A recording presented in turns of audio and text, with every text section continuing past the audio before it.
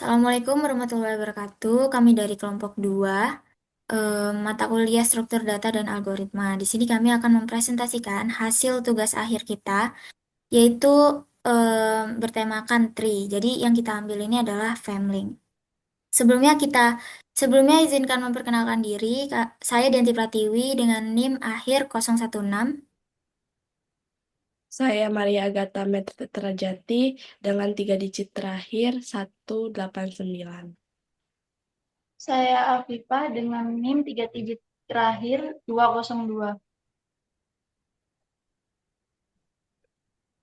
Latar belakang kami mengambil keputusan untuk tugas ini yaitu karena pohon keluarga itu penting untuk mencatat hubungan antar anggota keluarga secara struktural atau sistematis, dan juga mendukung kepentingan hukum dan juga warisan. Selain itu, eh, pohon keluarga ini juga dapat membantu studi di genetika dan juga kesehatan, dan menjaga nilai sosial dan juga budaya, juga memudahkan komunikasi dan juga pemetaan relasi keluarga besar. Masalah yang sering dihadapi dalam pencatatan pohon keluarga ini yaitu eh, pencatatan manual yang kurang efisien dan rawan hilang bila hanya mengandalkan kertas dan tidak bisa disimpan dalam jangka waktu lama, juga tidak fleksibel. Lalu, kesulitan memperbaharui data karena generasi terus berkembang, harus membuat ulang pencatatan tersebut.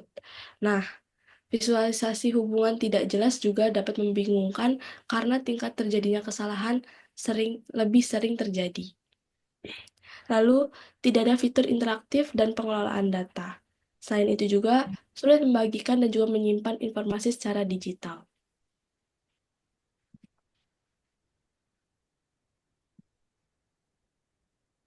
Baik, selanjutnya di sini saya akan memberitahu tujuan dari tugas proyek kita ini apa.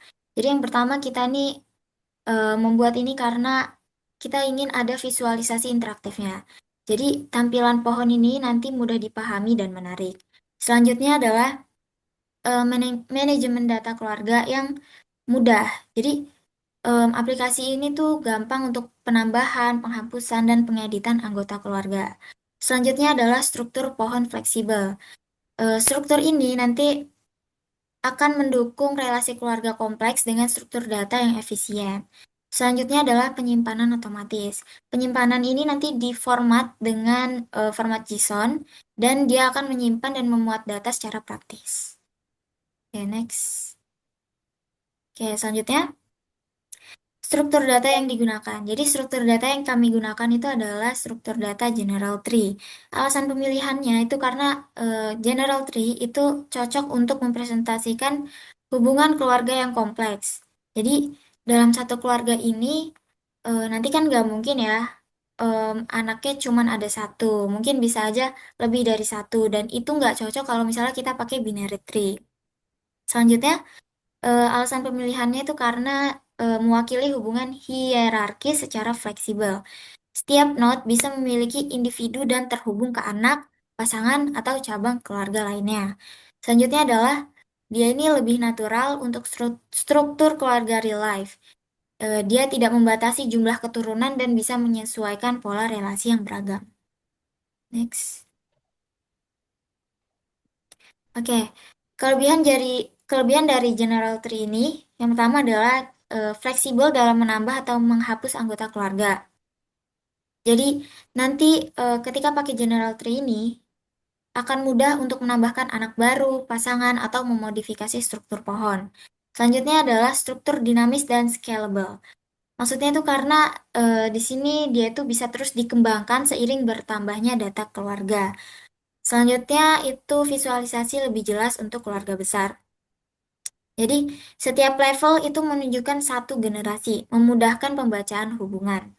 Selanjutnya adalah dapat dikombinasikan dengan traversal untuk fitur interaktif, misalnya pencarian anggota, penelusuran leluhur, dan pewarisan atribut.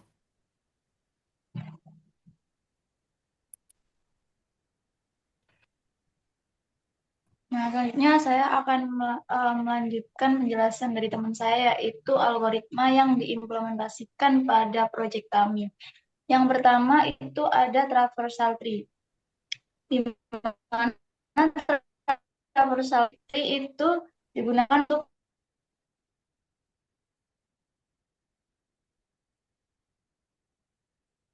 itu ada penempatan notasi.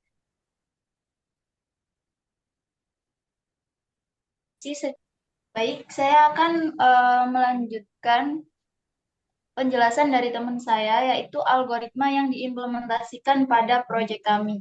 Nah, yang pertama itu ada traversal tree, di mana traversal tree itu digunakan untuk menelusuri struktur keluarga secara rekursif dari akar ke anak dan juga pasangannya. Nah, yang kedua itu ada penempatan not. Nah, di mana penempatan not ini ditentukan posisinya itu posisi notnya itu secara dinamis dan juga berdasarkan kedalaman level dan juga urutannya. Yang ketiga itu ada penambahan anggota, di mana penambahan anak itu bisa ditambahkan ke anak, sedangkan untuk menambahkan pasangan itu bisa ditambahkan melalui tombol tambah anak dengan dengan juga dan dengan aturan posisi yang sudah otomatis. Nah, yang keempat itu ada penyimpanan data. Penyimpanan data yang kita gunakan itu menggunakan format JSON, itu juga bisa digunakan untuk simpan dan juga memuat atau membuka lagi struktur pohonnya. Yang kelima itu ada penghubung garis relasi. Nah, penghubung garis relasi ini itu menggambarkan garis-garis hubungan antar anggota yang dimana itu hubungan antara orang tua dan anak, hubungan anak dan pasangan dan sebaliknya juga. Next.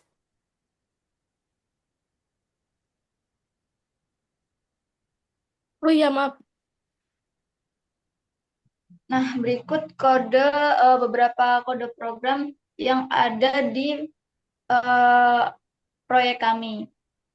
Ini ada yang namanya def muat atau fungsi muat file, di mana kode ini digunakan untuk memuat file yang sudah ada. Terus yang kedua itu ada def tambah akar, tambah anak, dan juga simpan. Kode ini digunakan untuk menambah orang tua, anak, dan simpan file. Terus yang ketiga itu ada kode untuk mengatur layout dan note agar tersusun dengan rapi. Nah, itu ada di dev kumpulkan note dan juga dev layout. Next. Oke, di sini saya akan menjelaskan untuk kelas pohon keluarga. Jadi di sini tuh kita bisa lihat tree-nya di dev tambah akar, dev tambah anak, dev simpan. Nah, untuk em, untuk dev tambah akar ini gunanya adalah untuk menambah pasangan tentu aja. Terus habis itu untuk dev tambah anak itu juga untuk menambah anak, append itu menambah, terus dev simpan itu untuk menyimpan file yang sudah kita buat. Lalu di sini juga ada dev muat. Dev muat itu gunanya untuk em, apa? Memunculkan file yang sudah kita simpan sebelumnya di visualisasi. Jadi kita sudah file sudah disimpan, lalu kita ingin membukanya lagi tuh, kita pakai dev muat. Selanjutnya di situ ada dev kumpul note. Dev kumpul note itu mungkin bisa dijelaskan oleh teman saya. Baik, di sini saya akan melanjutkan kode dev kumpulkan note. Nah, di fungsi kumpulkan note ini, note-note-nya itu akan dikumpulkan terlebih dahulu di dalam self note-nya. Kemudian ia akan memanggil diri sendiri untuk semua anak dari note tersebut. Terus kemudian itu ada dev layout. Di dalam sini itu digunakan untuk mengatur posisi dalam node-nya. Eh, untuk sumbu Y-nya itu digunakan untuk menentukan kedalaman level, sedangkan untuk X-nya itu digunakan untuk seberapa banyak anaknya. Nah, nanti kalau anaknya tambah banyak, maka node-nya akan semakin ke tengah. Kalau node-nya tidak memiliki anak, maka dia otomatis ditempatkan sesuai dengan uh, ini apa codingannya. Kemudian di bawahnya itu ada kelas gender input dialog. Di sini ada fungsi init. Nah, def init itu untuk tampilan utama dari jendela gender input dialog. Nah, di sini tuh ada dua tombol yang mana itu ada laki-laki dan juga perempuan. Dan di sana juga ada namanya kolom untuk input namanya. Kemudian di bawahnya lagi ada kelas pohon keluarga app. Nah, di sana itu ada juga fungsi tampilan utamanya yang mana judul-judul title aplikasinya itu family. Kemudian ada tombol-tombol di atasnya itu memuat tambah orang tua, tambah anak, tambah pasangan, hapus anggota, simpan, muat, dan toggle fix layout. Ke bawah lagi juga digunakan scroll bar, terus ada button untuk pilih node, ngedrag, zoom in, zoom out. Terus ada lagi di sana itu dialog dengan gender. Nah, itu tadi yang sudah saya jelaskan di awal, di mana ketika si user menginputkan nama, kemudian dia akan mengklik salah satu gendernya, kemudian akan ditutup dan disimpan dan untuk ditampilkan node-node-nya.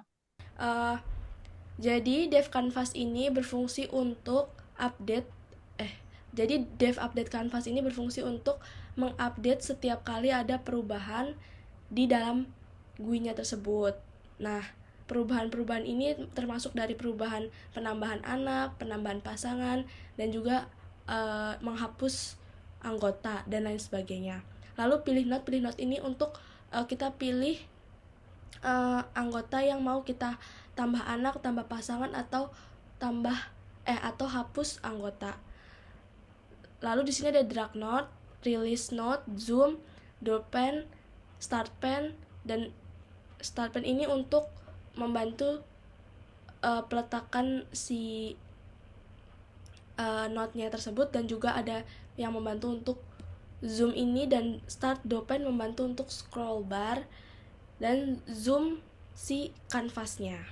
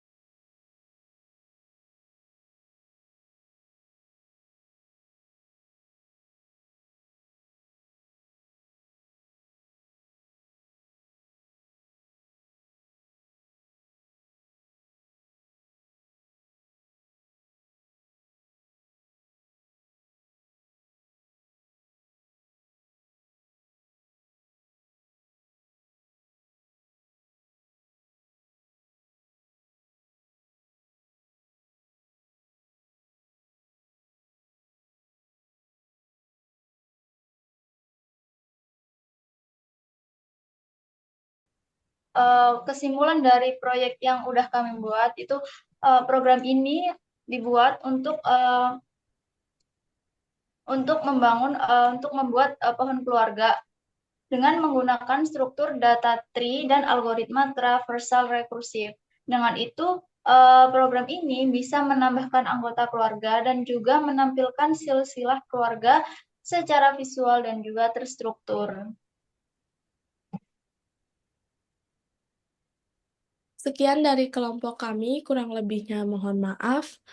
Wassalamualaikum warahmatullahi wabarakatuh.